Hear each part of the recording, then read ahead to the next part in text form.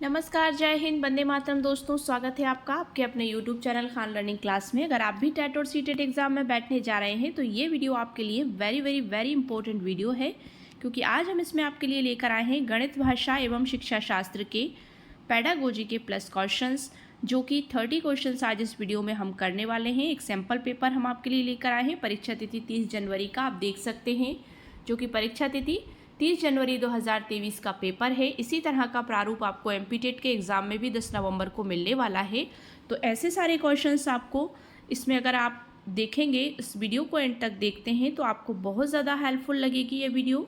अगर आप इस चैनल पर नए हैं तो चैनल को सब्सक्राइब कर लीजिए। सब्सक्राइब करते वक्त बेल आइकन प्रेस करना बिल्कुल ना भूलें, जिससे कि आप हमारी कोई भी लेटेस्ट अपलोड को मिस ना करें। तो चलिए स्टार्ट करते हैं आज की वीडियो का पहला प्रश्न है, विशाल के पास 10 दर्जन कैंडी हैं। उसने इनका 1/3 भाग राधा को, 2/5 भाग आसिफ को और 1/12 भाग सोनू को दे दिया है। विशाल के पास बची कैंडियों की संख्या है, 20 है, 18 है, 22 है या 16 है। तो देख लेते हैं इसे कैसे सॉल्व करेंगे। 1 दर्जन बराबर कितना होता है, मतलब उसके पास 1 दर्जन कैंडी है। 1 दर्जन मतलब 12 वस्तुएं हैं। तो विशाल के पास कैंडी की कुल संख्या है 12। 12 गुणा 10, तो 12 धाम के कितने हो गए, 120 हो गए। अब देखें आगे, राधा को मिली कैंडियों की संख्या 120 गुणा 1/3, मतलब 1/3 भाग उसने राधा को दिया। तो 120 गुणा 1/3, तो 3 से 120 को काटा तो 40 बार कट गया। तो इसका कितना आया, राधा को कितनी कैंडियाँ मिली, 40। आसिफ को मिली कैंडियों की संख्या 120 गुणा 2/5, मतलब उसका 2/5वां भाग उसने आसिफ को दिया। तो कितनी बार गया, 5 से कितनी बार कट गया 120, 48 बार, मतलब 5 से 120 कितनी बार कटा, 5 एकम 5, 5 दूनी 10, 2 बचे, 5 चुक्के 20, 20 बार कटा। अब देखिए यहाँ पर 5 चुक्को 20, 24 बार कटा। तो 24 में जब 2 का गुणा किया तो 24 दूनी हो गए 48। तो आसिफ को कितनी कैंडियाँ मिली, 48। अब सोनू को मिली कैंडियों की संख्या 120 गुणा 1/12, तो 12 एकम 12, 0 का 0, तो 10 उसमें से 10 बार कट गया, 12 एकम 12, 0 का 0, तो ये कट गया तो कितना आया, 10 आ गया। विशाल के पास बची कैंडियों की संख्या, तो 120 माइनस इन तीनों को जोड़ देंगे, 48, 40 और 10 को, तो कितने हो जाएंगे, 98। 120 में से जब आप 98 को माइनस करेंगे तो कितना बचेगा आपके पास, 22। तो राइट आंसर हो जाएगा इसका 22, option number C. Next question है, संख्या 56 के सभी गुणनखंडों का योगफल क्या है। 64 है, 120 है, 63 है, 176 है। तो देखते हैं, ऑप्शन नंबर 20 का राइट आंसर हो जाएगा कि संख्या 56 के सभी गुणनखंड क्या होंगे, 2 दूनी 4, 4 दूनी 8, 8 7 56। तो 2 के घात कितनी हो गई, 3, मतलब घन आ गया, और 7 पे हो गए 1। तो 56 के गुणनखंडों का योग, 2 की घात 0, 2 की घात 1, 2 की घात 2, 2 की घात 3, तो 7 की घात 0 प्लस 7 की घात 1, तो 1 प्लस 2 प्लस 4 प्लस 8, ये संख्या इसमें हमने ले ली।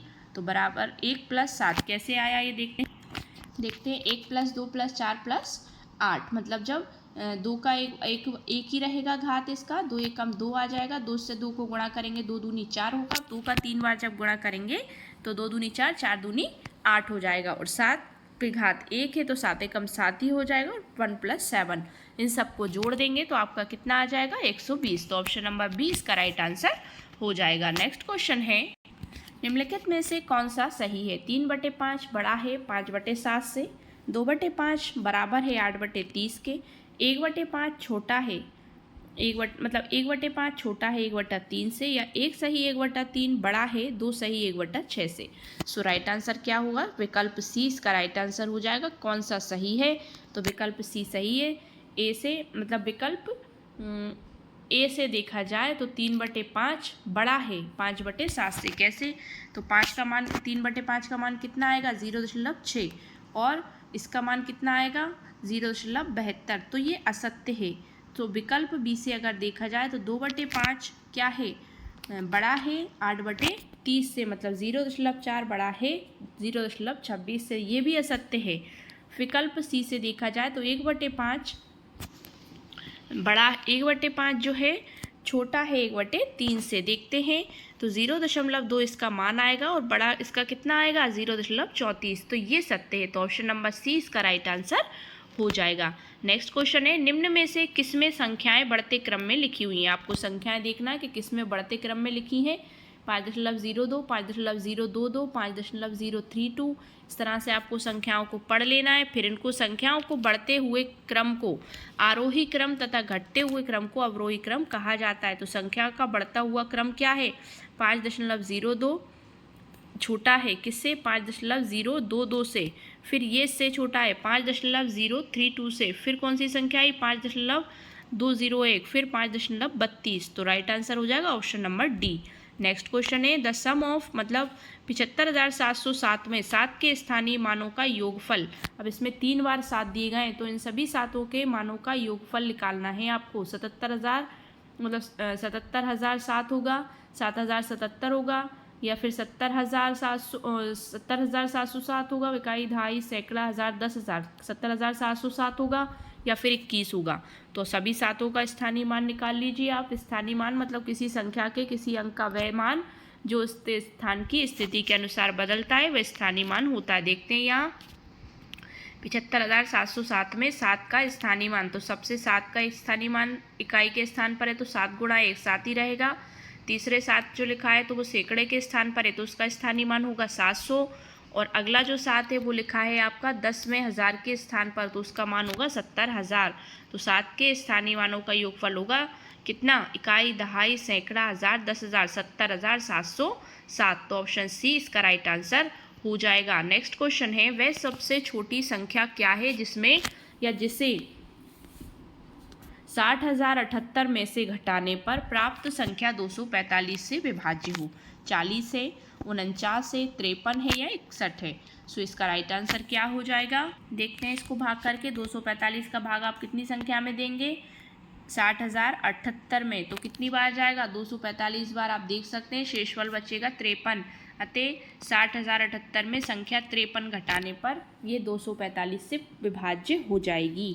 नेक्स्ट क्वेश्चन है आपका निम्नलिखित लंबाई मापने की इकाइयों को देखिए। किलोमीटर, मिलीमीटर मतलब मिलीमीटर, मीटर, सेंटीमीटर, डायमीटर मतलब डेसीमीटर। ठीक है ना। यदि इन्हें बढ़ते हुए क्रम में लगाया जाए तो चौथे स्थान पर कौन सी इकाई होगी? सेंटीमीटर होगी, डेसीमीटर होगी, मिलीमीटर होगी या मीटर होगी? बढ़ते क्रम में यदि इन्हें लगाया जाए तो लंबाई मापने की इकाइयों का बढ़ता हुआ क्रम जो है वो निम्नलिखित है। सबसे पहले आएगी मिलीमीटर, उससे बड़ी आएगी सेंटीमीटर, सेंटीमीटर से बड़ी होगी डेसीमीटर, डेसीमीटर से बड़ी होगी मीटर, और मीटर से बड़ी होगी किलोमीटर। तो ये इसका बढ़ता हुआ क्रम हो जाएगा। तो मीटर जो है वो चौथे स्थान पर आएगा, मतलब ऑप्शन नंबर डी इसका राइट आंसर हो जाएगा। नेक्स्ट क्वेश्चन है 15:20 मतलब 15:20 बजे 6 घंटे 35 मिनट पहले क्या समय है?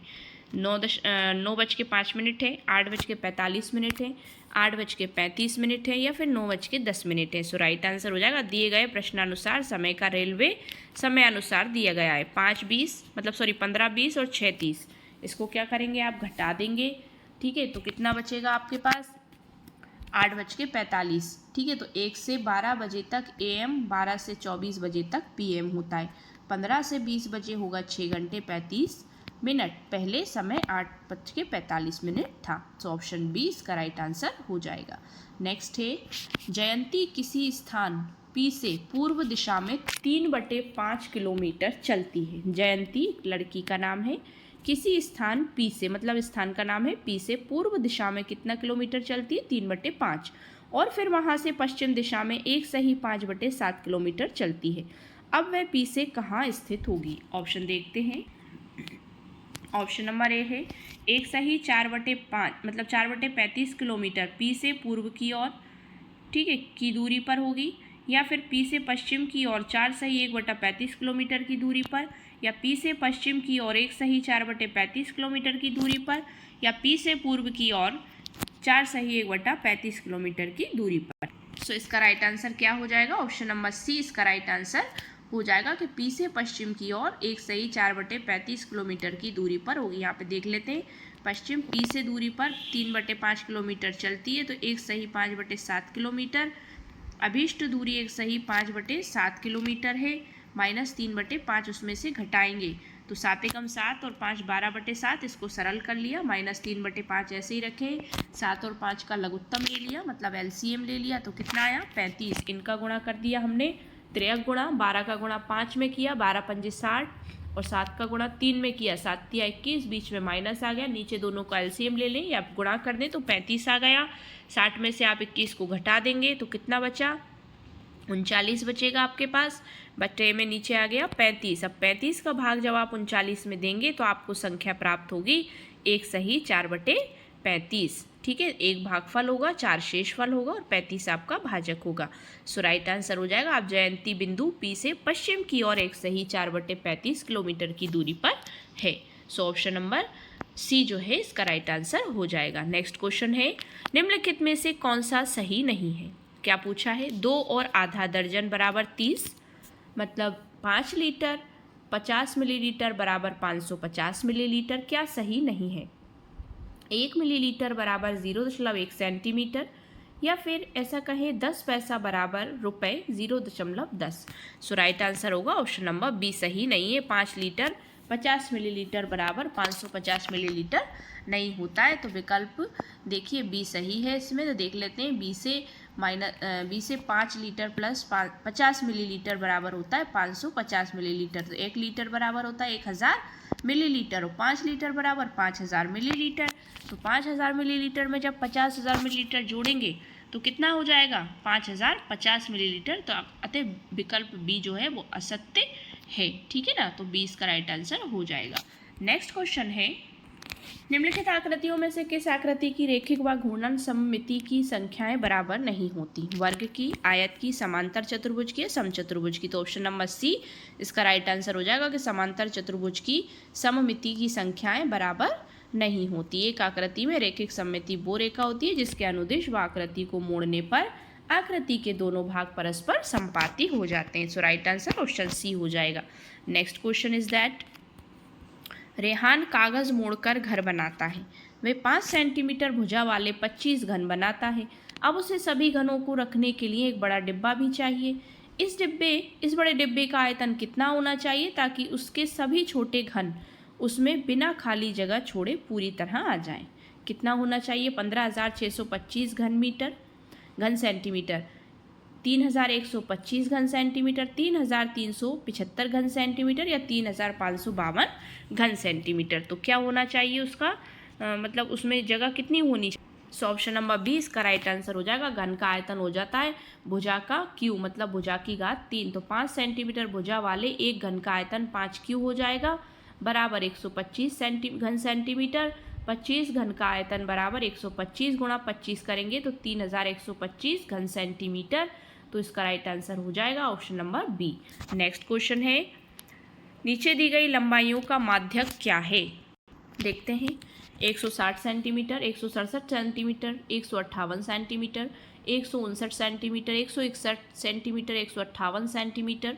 इसमें रिपीट हुआ है 160 सेंटीमीटर, 162 सेंटीमीटर या 170 सेंटीमीटर। तो इनका माध्यक निकालना है। तो ऑप्शन ए है 161 सेंटीमीटर, ऑप्शन बी है 160 सेंटीमीटर, ऑप्शन सी है 160.6 सेंटीमीटर और ऑप्शन डी 159 सेंटीमीटर। तो माध्यक कैसे निकालते हैं, माध्यक वह मान होता है जो व्यवस्थित श्रेणी को 2 बराबर संख्याओं में विभाजित करता है।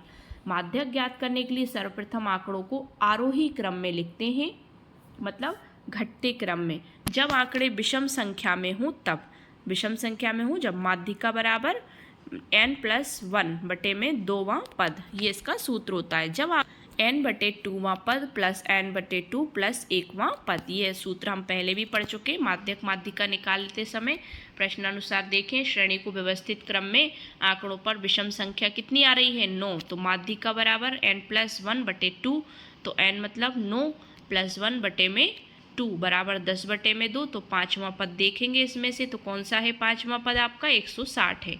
ठीक है, तो 160 आपका क्या हो जाएगा, माध्यक 5वां पद 160 सेंटीमीटर, उसमें राइट आंसर आ जाएगा। ठीक है, 5वें नंबर पर आ रहा है 160 सेंटीमीटर। इधर से गिनेंगे तो भी 5वें नंबर पे है और उधर से गिनेंगे तो भी 5वें नंबर पर आ रहा है। सो राइट आंसर हो जाएगा इसका 160। सो ऑप्शन नंबर क्या हो जाएगा, 20 का राइट आंसर हो जाएगा। नेक्स्ट क्वेश्चन है, निम्नलिखित तालिका में दिए गए आंकड़ों को पढ़िए। विद्यार्थियों का पसंदीदा खेल और विद्यार्थियों की संख्या। फुटबॉल पसंद करने वाले 60 विद्यार्थी, शतरंज पसंद करने वाले 50 विद्यार्थी, बैडमिंटन पसंद करने वाले 70 हैं, वॉलीबॉल पसंद करने वाले 20 हैं।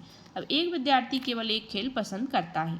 अब शतरंज पसंद करने वाले विद्यार्थियों की संख्या फुटबॉल पसंद करने वाले विद्यार्थियों की संख्या से अधिक है। देखते हैं, शतरंज पसंद करने वाले विद्यार्थी 50 हैं और फुटबॉल पसंद करने वाले विद्यार्थी 60 हैं, तो सही है ये भी। फिर बैडमिंटन पसंद करने वाले विद्यार्थियों की संख्या फुटबॉल पसंद करने वाले विद्यार्थियों की संख्या से कम है, ऑप्शन नंबर सी। शतरंज पसंद करने वाले विद्यार्थियों की संख्या कुल विद्यार्थियों की संख्या का 1/4 भाग है, या वॉलीबॉल पसंद करने वाले विद्यार्थियों की संख्या कुल विद्यार्थियों की संख्या का 1/5 भाग है। सो राइट आंसर होगा ऑप्शन नंबर सी कि शतरंज पसंद करने वाले विद्यार्थियों की संख्या कुल विद्यार्थियों की संख्या का 1/4 भाग्य है। तो देखा जाए तो ऑप्शन नंबर सी इसका राइट आंसर हो जाएगा। नेक्स्ट क्वेश्चन इज दैट दिए गए पैटर्न में से कौन सी संख्याएं लुप्त हैं, मतलब मिसिंग है। 0, 1, 1, 2, 3, 5, 8, ब्लैंक, 21, 34, ब्लैंक, 89।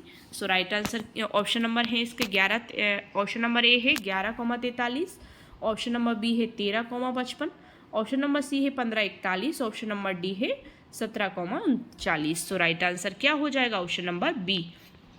तो बी इसका राइट आंसर हो जाएगा 13, क्या होगा 55। 13 यहाँ आ जाएगा और 55 यहाँ आ जाएगा। कैसे पहचाना, 0 + 1 बराबर 1, 1 + 1 + 2, इस तरह से श्रृंखला बनी हुई है इसकी। देखिए आप यहाँ पर, तो 0 + 1 किया तो 1 आया, 1 + 1 किया तो 2 आया, ठीक है, 1 + 2 किया तो 3 आया, 2 + 3 किया तो 5 आया, 5 + 3 किया तो 8 आया, तो 5 जब 8 करेंगे तो 13 आएगा, ठीक है, और 8 + 13 करेंगे तो कितना आ जाएगा, 8 + 13 21, और 21 + 34 करेंगे तो 55 आएगा। तो ये श्रृंखला लिखेंगे तो विलुप्त संख्याओं की जगह क्रमशः 13,55 होगा। सो ऑप्शन बी इसका राइट आंसर हो जाएगा। नेक्स्ट क्वेश्चन है गणित में आकलन को ब्लैंक पर केंद्रित नहीं होना चाहिए।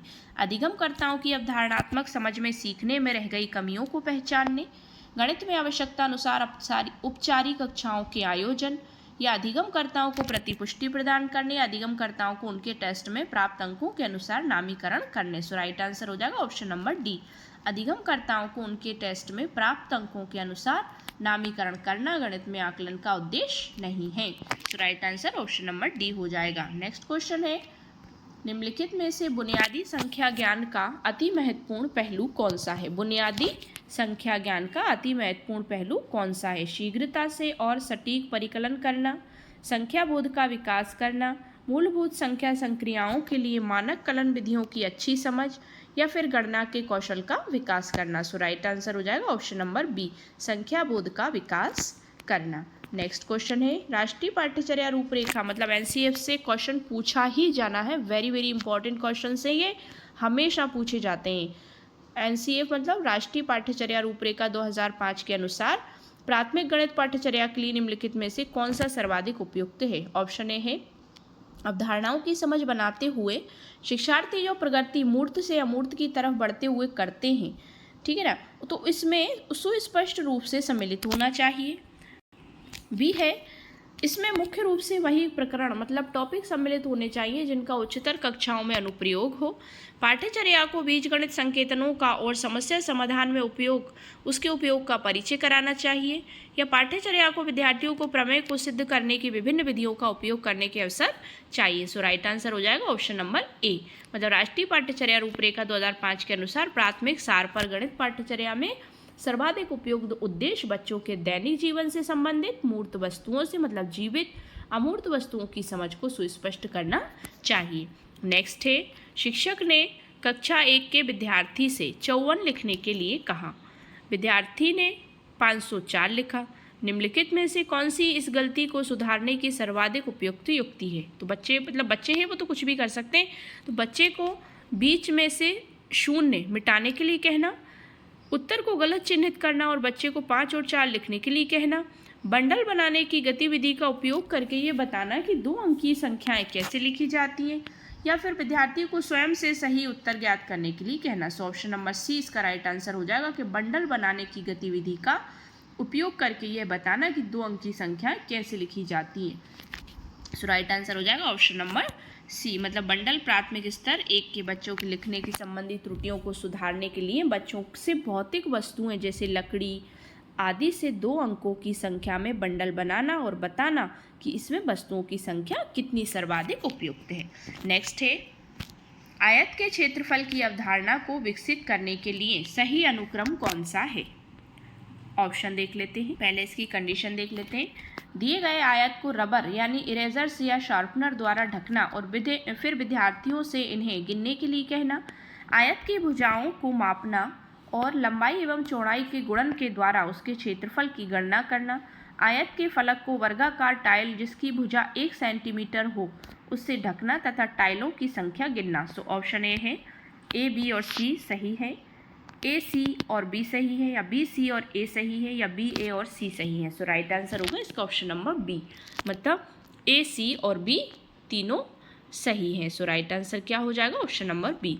नेक्स्ट है, कक्षा में एक गतिविधि कार्य करते समय बच्चों द्वारा दर्शाए गए व्यवहारों के एक परास यानी रेंज को अभिलेखित करने के लिए शिक्षक द्वारा बच्चों का अवलोकन करते हुए जो संक्षिप्त टिप्पणियां ली जाती हैं वे किसका उदाहरण है? मतलब बच्चों का जब अवलोकन किया जाता है तो उनसे टिप्पणियां भी ली जाती हैं, तो वो किसका उदाहरण है? उपख्यानात्मक अभिलेख रिकॉर्ड है, रूब्रिक से अवलोकन या परियोजना है। राइट आंसर होगा ऑप्शन नंबर ए, उपख्यानात्मक अभिलेख मतलब रिकॉर्ड है। नेक्स्ट क्वेश्चन है, गणितीय अवधारणाओं को पढ़ाते हुए दृश्य हस्त कौशल सामग्री का प्रयोग ब्लैंक की ओर बढ़ने में सहायता होता है। तो ऑप्शन है इसके जटिल से सरल की अवधारणा, मतलब गणितीय अवधारणाएं जो हैं, मैथ्स जो कॉन्सेप्ट है उसको पढ़ाते हुए दृश्य हस्त कौशल सामग्री का जो हम प्रयोग करते हैं तो की ओर बढ़ने में सहायता होती है। इससे जटिल से सरल की अवधारणाओं में, मूर्त से अमूर्त अवधारणाओं में, औपचारिक से अनौपचारिक कलन विधियों में, या अमूर्त से मूर्त अवधारणाओं में। सो राइट आंसर क्या हो जाएगा इसका? ऑप्शन नंबर बी इसका राइट आंसर हो जाएगा। नेक्स्ट क्वेश्चन इज दैट गणित में समस्या समाधान की युक्तियों में सम्मिलित हैं अंतर्ज्ञान और प्रयोग, कंठस्थ करना और प्रक्रियात्मक प्रवाह, अवलोकन और प्रयोग, या फिर तर्कणा और पैटर्न बनाना। तो क्या समस्या समाधान युक्तियों में सम्मिलित है? तो वो है ऑप्शन नंबर डी, तर्कणा और पैटर्न बनाना। नेक्स्ट क्वेश्चन है, प्राथमिक स्कूली स्तर पर लघुत्तम समापवर्तक मतलब एलसीएम जिसे कहते हैं के शिक्षण और अधिगम हेतु निम्नलिखित में से कौन सा सबसे कम उपयुक्त है? प्राथमिक कक्षा में क्रियाकलाप विधि द्वारा अप्रत्यक्ष रूप से इसका परिचय कराया जा सकता है, इसे प्राथमिक कक्षाओं में बच्चों को नहीं पढ़ाया जा सकता, या ये कहें कि दैनिक जीवन में ऐसे बहुत से उदाहरण हैं जहाँ पर बच्चे इस अवधारणा का अप्रत्यक्ष रूप से प्रयोग करते हैं, या सूचना एवं संप्रेषण तकनीक का प्रयोग करते हुए इसका परिचय बहुत दिलचस्प तरीके से कराया जा सकता है। सो राइट आंसर हो जाएगा इसका ऑप्शन नंबर बी, के इसे प्राथमिक कक्षाओं में बच्चों को नहीं पढ़ाया जा सकता, ये सबसे कम उपयुक्त होता है। नेक्स्ट क्वेश्चन है, क्वेश्चन देखते हैं, जब एक बच्चे को 5 × 28 का परिकलन करने के लिए कहा गया तब उसने निम्नलिखित प्रकार से उसे हल किया। 5 × 28 बराबर 28 × 5 बराबर 14 × 2 × 5 बराबर 14 बराबर 14 × 2 × 5 बराबर 14 × 10 बराबर 140। तो बच्चे ने प्रयुक्त किया है ऑप्शन ए, मतलब इसमें जो कंडीशन है क्रम विनिमय नियम किया है, वितरण बंटन नियम किया है, साहचर्य नियम किया है। सही विकल्प देख लेते हैं उसने क्या किया है। ऑप्शन ए है, ए और सी सही है, ए और बी सही है, केवल ए सही है, या बी और सी सही है। सो राइट आंसर हो जाएगा ऑप्शन नंबर ए सही है, मतलब ए और सी दोनों सही है। क्रम विनिमय नियम किया है और साहचर्य नियम उसने अपनाया है। परिकलन का अर्थ होता है, इसका अर्थ गणना करना या हिसाब करना होता है। नेक्स्ट क्वेश्चन है, प्राथमिक स्तर के शिक्षार्थियों में दिक् स्थान संबंधी समझ का विकास करने के लिए सर्वाधिक उपयुक्त गतिविधि निम्नलिखित में से कौन सी है? दिक् स्थान संबंधी समझ का विकास करना है तो इसमें से सर्वाधिक उपयुक्त गतिविधि निम्नलिखित में से कौन सी है? संख्या रेखा पर संख्याओं को प्रस्तुत करना, कमरों के सापेक्ष आकार और स्थिति को दर्शाते हुए अपने घरों का मानचित्र बनाना। नेक्स्ट है, मानचित्र पर 2 शहरों के बीच की दूरी को मापना, या ज्यामितीय आकृतियों के नामों का प्रत्यास्मरण करना। सो इसका राइट आंसर हो जाएगा ऑप्शन नंबर बी। गणित केवल संख्याओं और सांख्यिकी आंकड़ों का अध्ययन नहीं है बल्कि विभिन्न प्रकार के आंकड़े, आकार, आंकड़े और पैटर्न का भी अध्ययन करता है। नेक्स्ट क्वेश्चन है, एक अंकीय संख्याओं के योग को प्रस्तुत करते हुए सुश्री अलका ने मूर्त वस्तुओं जैसे टोकानों, पेंसिलों, रबड़ों इत्यादि का उपयोग किया, मतलब मूर्त जिन्हें देख सकते। उन्होंने अपने विद्यार्थियों को एक अंकीय संख्याओं को जोड़ने के लिए इन वस्तुओं का कुशलतापूर्वक उपयोग करने का अवसर प्रदान किया। ब्रूनर के अनुसार अधिगम का ये प्रकार कहलाता है। ऑप्शन ए है मूर्त प्रकार, कॉन्क्रीट है, दृश्य मापिता है मतलब आइकॉनिक है, अभिप्रदर्शन है, इनएक्टिव है, इसके बाद है सिंबॉलिक मतलब सांकेतिक है। सो राइट आंसर हो जाएगा ऑप्शन नंबर सी। ये क्या है? एनएक्टिवेट है। ब्रूनर का सिद्धांत एनएक्टिवेट मतलब सक्रियता विधि है। राइट आंसर क्या हो जाएगा इसका? Option number C. Next question है, एक बच्चा अपने आसपास से विभिन्न आकृतियों के उदाहरण देता है। एक बच्चा है अपने आसपास में जो आकृतियां देखता है उसके उदाहरण देता है। जैसे समोसा किसका बताता है? त्रिभुज बताता है। वह बच्चा वैन हेले सिद्धांत के अनुसार ज्यामिति चिंतन के किस स्तर पर है? विश्लेषण कर रहा है, स्वयं सिद्ध कर रहा है, निगमन कर रहा है या दृश्यीकरण कर रहा है? सो राइट आंसर होगा ऑप्शन नंबर डी, दृश्यीकरण कर रहा है, विजुअलाइजेशन, क्योंकि जिस चीज़ को देख रहा है उसको आकार बता रहा है। So right answer option number D हो जाएगा। नेक्स्ट क्वेश्चन है, व्यवकलन की एक समस्या 63 - 29 को हल करते समय एक बच्चा कहता है कि मैंने 29 को 30 में और 63 को 64 में बदल दिया, तो मैंने समस्या को 64 - 30 में परिवर्तित कर दिया। मेरा उत्तर 34 है। इस बच्चे के बारे में क्या कहा जा सकता है? ऑप्शन है इसके, बच्चा ये नहीं जानता कि 63 - 29 को कैसे हल करना है। बच्चा योग और व्यवकलन को लेकर असमंजस मतलब दुविधा में पड़ गया है। बच्चे में व्यवकलन की अवधारणात्मक समझ है और अतः वह एक वैकल्पिक मतलब अल्टरनेट युक्ति प्रयोग करता है। या ये कहें कि बच्चे के पास व्यवकलन की ना तो संकल्पनात्मक समझ है और ना ही मानक कलन विधि का ज्ञान है। तो राइट आंसर होगा ऑप्शन नंबर सी कि बच्चे में व्यवकलन की अवधारणात्मक समझ है और अतः वह एक वैकल्पिक अल्टरनेट युक्ति प्रयोग कर रहा है। सो राइट आंसर हो जाएगा ऑप्शन नंबर सी। व्यवकलन का अर्थ देख लेते हैं। व्यवकलन का अर्थ होता है घटाव। 63 - 29 को हल करने में बच्चे का तरीका है 63 + 1 और 29 + 1। तो इस तरह से वो हल कर रहा है। 64 - 30 कर रहा है, तो आंसर कितना ला रहा है? 13 में से 34 इसका आंसर ला रहा है। तो 63 - 29, तो व्यवकलन की समझ में ऐसा ही किया जाता है। तो बच्चे में व्यवकलन की अवधारणात्मक समझ है और वह एक वैकल्पिक युक्ति का प्रयोग करता है। सो ऑप्शन सी इसका राइट आंसर हो जाएगा। नेक्स्ट क्वेश्चन आज की वीडियो का लास्ट है। गणित की कक्षा में एक बच्चा उत्तर देता है कि डबल इन्वर्टेड कॉमा में लिखा है 7 × 0 = 7 और 0 × 7 = 7 होता है। तो प्रयुक्त परिस्थिति में के प्रकाश में बच्चा कक्षा में असावधान है और ध्यान नहीं दे रहा है। मतलब उसको ये बताने की आवश्यकता है कि पहाड़े 7 एकम 7 = 7 से आरंभ होते हैं। या सही परिकलन हेतु उसको और अधिक प्रश्न अभ्यास के लिए दिए जाने की आवश्यकता है। वह गलत रूप से योग के गुणों को गणन की संख्याओं में विस्तारित कर रहा है। तो ऑप्शन डी इसका राइट आंसर हो जाएगा कि यदि बच्चा 7 × 0 = 7 और 0 × 7 = 7 उत्तर देता है तो बच्चे में 0 अंक के गुणा करने से संबंधित कोई ज्ञान नहीं है। सो ऑप्शन डी इसका राइट आंसर हो जाएगा। तो ये थी हमारी 30 क्वेश्चंस की क्लास। आई होप सो आपको वीडियो पसंद आया होगा। अगर वीडियो पसंद आया तो वीडियो को लाइक शेयर करिए, चैनल को सब्सक्राइब कर लीजिए और सब्सक्राइब करते वक्त बेल आइकन प्रेस करना बिल्कुल ना भूलें, जिससे कि आप हमारी कोई भी लेटेस्ट अपलोड को मिस ना करें। Thanks for watching my video and see you again with the next video. Thank you so much once again.